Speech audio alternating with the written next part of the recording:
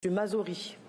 Oui, Madame la Présidente, Madame la Ministre, chers collègues, l'amendement que je vous propose avec mes collègues renforce la transparence et l'éthique dans un secteur en pleine expansion, et c'est très bien celui des établissements privés à but lucratif.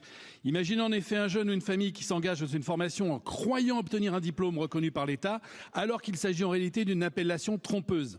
Imaginez les conséquences des années d'études, des milliers d'euros investis et au final un diplôme qui ne vaut pas ce qu'on avait promis. Ces pratiques existent et elles sont inacceptables. D'ailleurs, le rapport de notre collègue Béatrice Descamps, publié en avril 2024, le confirme, ces dérives persistent encore et elles ont un coût humain et financier. Notre amendement est simple. Si un organisme de formation ne respecte pas ces règles, il ne pourra plus bénéficier de financement public. C'est une simple question de justice, de protection des usagers et surtout et également de respect de l'argent public.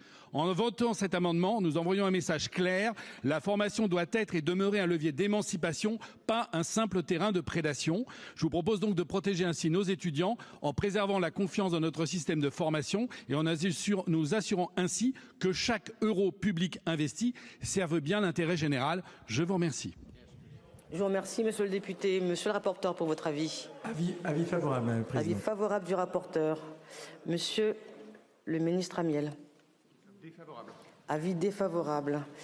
Pas de demande de prise de parole. Je mets aux voix l'amendement favorable rapporteur, défavorable du gouvernement. Qui est pour? Qui est contre? Il est adopté.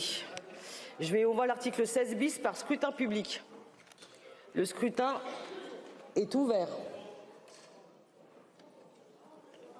Le scrutin est clos.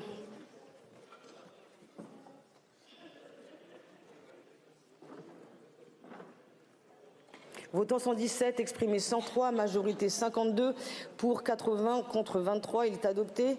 Nous passons à la